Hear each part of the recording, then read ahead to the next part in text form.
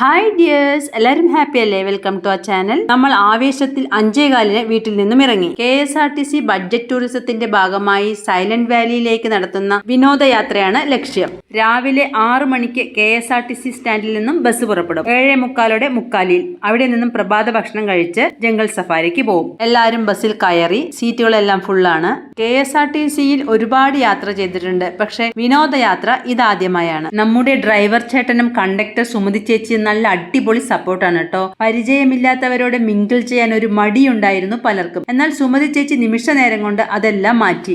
ആദ്യം ഓരോരുത്തരായി പരിചയപ്പെട്ടു.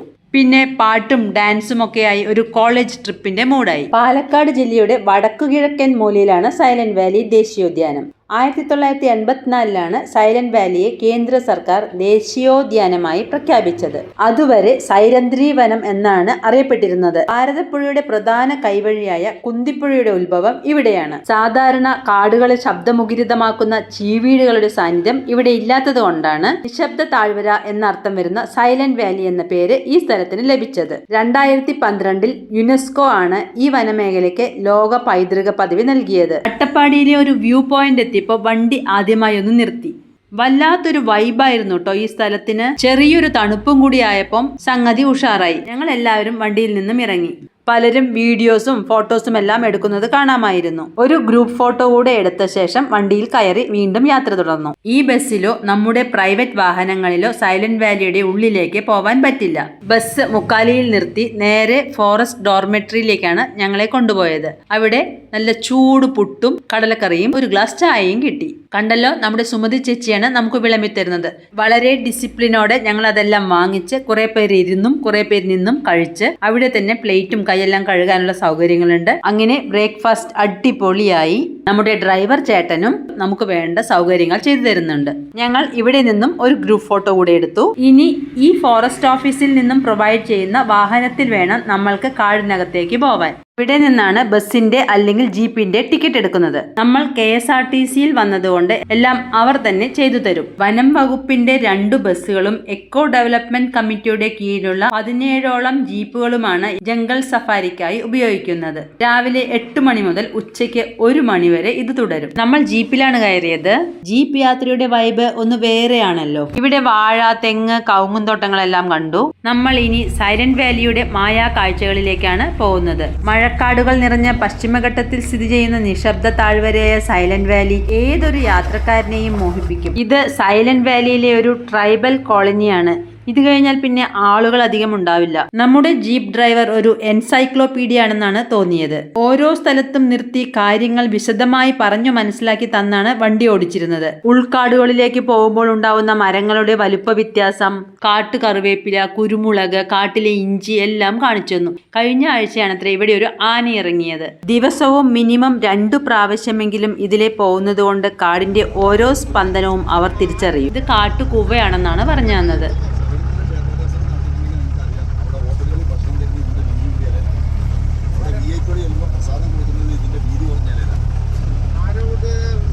പ്രത്യേകതയുള്ള സ്ഥലങ്ങളിൽ ജീപ്പ് നിർത്തി ഡ്രൈവർമാർ അവിടെയുള്ള കാര്യങ്ങളെല്ലാം പറഞ്ഞു തരും. ഇതാണ് ചുരളി മരം. ആണി പോലും തറയില്ലത്രേ, അത്രയ്ക്ക് ഹാർഡാണ്. ഇത് റെയിൽവേ പാളം നിർമ്മാണത്തിന് ഉപയോഗിച്ചിരുന്നതായി പറയപ്പെടുന്നു. ഇവിടെ മുള്ളൻചക്കി ഉണ്ടാകുന്ന പ്ലാവുകളും ധാരാളം ഉണ്ട്. സിംഹവാലൻ കുരങ്ങിന്റെ ഇഷ്ടഭക്ഷണമാണത്. ഇതുപോലെ ചെറുതും വലുതുമായ ഒരുപാട് കാട്ടരുവികൾ നമുക്കിവിടെ കാണാം. പോകുന്ന വഴിക്ക് കടുവമാന്തിയ മരവും 400 വർഷം പഴക്കമുള്ള പ്ലാവും കാണാം. ഒരു ഫോറസ്റ്റ് ഓഫീസാണ്. ഇവിടെ കുറച്ചു സമയം ഇറങ്ങി നിന്ന് കാഴ്ചകളൊക്കെ കണ്ട ശേഷം മുന്നോട്ട് പോവാം. ആ മരത്തിൽ നിന്നും ഒഴുകി ഇറങ്ങുന്നതാണത്രേ കുന്തിരിക്കം. ഡ്രൈവർ ചേട്ടൻ കുറെ കരിങ്കുരങ്ങന്മാരെയും മലയണ്ണാന്മാരെയും കാണിച്ചു തന്നു കേട്ടോ. സൈലന്റ് വാലി എന്ന് നമ്മൾ എവിടെ സെർച്ച് ചെയ്താലും കാണുന്ന ഗേറ്റ് ആണ് ഇത്. ഇനി വനഹൃദയത്തിലേക്കാണ്. ദേശീയോദ്യാനത്തിന്റെ കാതൽ ഭൂമി. കടുവ, പുള്ളിപ്പുലി, ആന, വിവിധ ഇനം പാമ്പുകൾ, സിംഹവാലൻ കുരങ്ങ്, മലയണ്ണാൻ, മ്ലാവ്, കാട്ടുപോത്ത് തുടങ്ങി ഉഷ്ണമേഖലയിലെ ജീവജന്തു സമൂഹത്തിൽ കാണുന്ന എല്ലാ ജീവികളും ഇവിടെയുമുണ്ട്. ഈ റോഡ് നിങ്ങൾ ശ്രദ്ധിച്ചോ? പോകുന്ന വീൽ ബേസ് മാത്രമാണ് കോൺക്രീറ്റ് ചെയ്തിട്ടുള്ളത്. റോഡ് ഇവിടെ തീർന്നു. ഇനി ഇറങ്ങി നടന്ന കാഴ്ചകൾ കാണാം. നമ്മൾ വന്ന ജീപ്പുകളെല്ലാം ഇവിടെ നിർത്തിയിട്ടിട്ടുണ്ട്. പുറത്തുള്ള ബഹളങ്ങളിൽ നിന്നെല്ലാം മാറി സമാധാനത്തോടെ കാടിനുള്ളിലൂടെയുള്ള യാത്ര, അതാണ് സൈലന്റ് വാലി യാത്ര. ഫോണിന് ഇവിടെ റേഞ്ച് ഇല്ല എന്നതാണ് വേറൊരു കാര്യം. നമ്മൾ അവിടെ നിന്നും താഴോട്ടിറങ്ങി ഡ്രൈവർ ചേട്ടന്മാരുടെ കൂടെ അങ്ങനെ നടന്നു. അവർ വളരെ കെയറിംഗ് ആണ് കേട്ടോ. താഴെ ഇറങ്ങുമ്പോൾ അവിടെ ക്യാൻറ്റീൻ പോലെ ഒരു ഷെഡ് ഉണ്ട്. അവിടെ നിന്നും നമുക്ക് ഇലയുടെയും ഒരു ഗ്ലാസ് ചായയും കിട്ടി. KSRTC ബഡ്ജറ്റ് ടൂറിന്റെ ഭാഗമായതുകൊണ്ട് നമുക്ക് അവിടെ പേ ചെയ്യേണ്ടിയൊന്നും വന്നില്ല. അതെടുക്കാനും നമ്മുടെ ഡ്രൈവർ ചേട്ടന്മാർ സഹായിച്ചു. കുവയുടെ ഇലയിൽ ഉണ്ടാക്കിയ നല്ല ചൂട് ഇലയടയാണ്. കാണുമ്പോൾ തന്നെ നിങ്ങൾക്ക് കഴിക്കാൻ തോന്നുന്നില്ലേ? അടിപൊളി ടേസ്റ്റ് ആയിരുന്നു. അതെല്ലാം കഴിച്ച് ഒന്ന് ഫ്രഷ് ആയി അവിടെ നിന്നും ഇറങ്ങി. വാഷ്റൂം ഫെസിലിറ്റീസും അവിടെ അവൈലബിൾ ആണ്. ഇനി 1.5 കിലോമീറ്റർ ട്രക്കിംഗ് ആണ്. കുന്തിപ്പുഴയുടെ അടുത്തേക്കാണ് പോകുന്നത്. ഓരോ ജീപ്പിലെ യാത്രക്കാരോടൊപ്പവും ജീപ്പ് ഡ്രൈവർ കൂടെ ഉണ്ടാവും. അവർ നല്ലൊരു ഗൈഡും കൂടെയാണ്. എല്ലാ കാര്യങ്ങളും നമുക്ക് പറഞ്ഞു തരുന്നുണ്ട്. ഒരു ജീപ്പിൽ കയറുന്ന യാത്രക്കാർക്ക് കാടെല്ലാം കാണിച്ചു കൊടുത്ത് സേഫ് ആയി തിരികെ എത്തിക്കുന്നത് അവരുടെ ഡ്യൂട്ടിയുടെ ഭാഗമാണ്. പാണ്ഡവരുമായി ബന്ധപ്പെട്ട് ഒരുപാട് ഐതിഹ്യങ്ങൾ പറയുന്ന ഒരു സ്ഥലമാണ് സൈലന്റ് വാലി.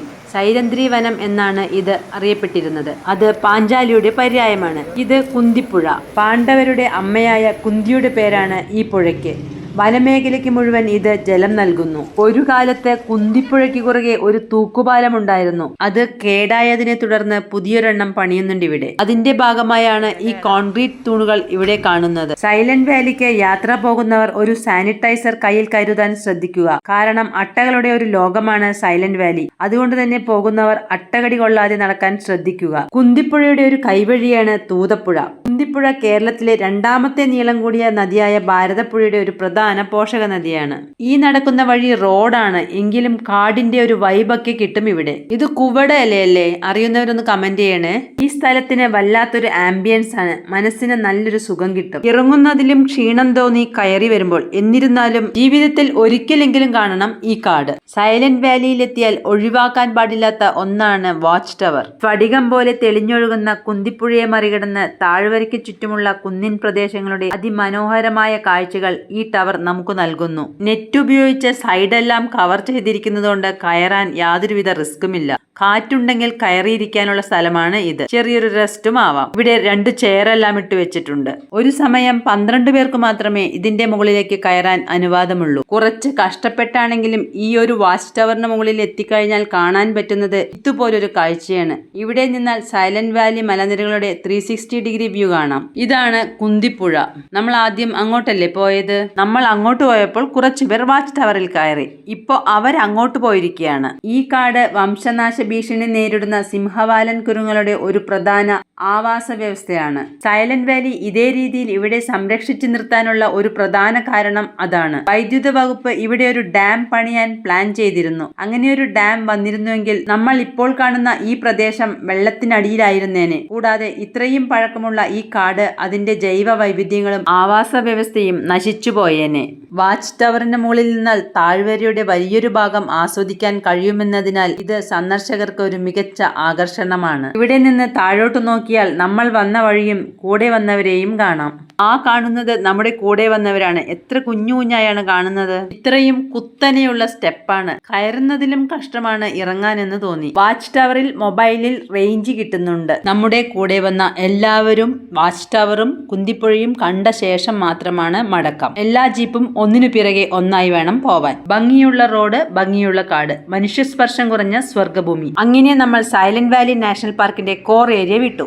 നിശബ്ദത തന്നെയാണ് ഇവിടത്തെ ശബ്ദം. കാറ്റിന്റെയും മഴയുടെയും കാട്ടരുവിയുടെയും പക്ഷികളുടെയും ശബ്ദം മാത്രം. ഇവിടത്തെ പക്ഷികളുടെയും ചിത്രശലഭങ്ങളുടെയും നിശാശലഭങ്ങളുടെയും തുമ്പികളുടെയും മറ്റു ചെറു പ്രാണികളുടെയും നിര വൈവിധ്യമേറിയതാണ്. 1000-ലേറെ ഇനം പുഷ്പിത സസ്യങ്ങൾ ഇവിടെയുണ്ട്. ഈ യാത്ര വെറും ഒരു വിനോദയാത്രയല്ല, ഒരു പഠനമാണ്. നമ്മൾ തിരിച്ചെത്തി. വനശ്രീ എക്കോ ഷോപ്പിൽ നിന്നും വന ഉൽപ്പന്നങ്ങൾ നമുക്ക് വാങ്ങാം. ഇവിടത്തെ കൃഷി പ്രധാനമായും കാപ്പിയും കുരുമുളകുമാണ്. പ്രകൃതിയോടുള്ള നമ്മുടെ ഉത്തരവാദിത്വം ഓർമ്മിപ്പിക്കലാണ് ഈ യാത്ര. കാട് കണ്ട് കാടിനെ അറിയാനൊരു യാത്ര. രാവിലെ പുട്ടും കടലയും കഴിച്ച അതേ സ്ഥലത്തു തന്നെയാണ് ഉച്ചഭക്ഷണവും. ചോറും സാമ്പാറും 2 തരം ഉപ്പേരി, പപ്പടം, അച്ചാറ് എല്ലാം കൂട്ടി അടിപൊളിയായ ഒരു ഊണ്. ഇത്രയും സമയമാവുമ്പോഴേക്കും ബസ്സിലുള്ള എല്ലാവരെയും നമ്മൾ നല്ല പോലെ പരിചയപ്പെട്ടു. ചിലരെല്ലാം നമ്മുടെ ബന്ധുക്കളുമായി.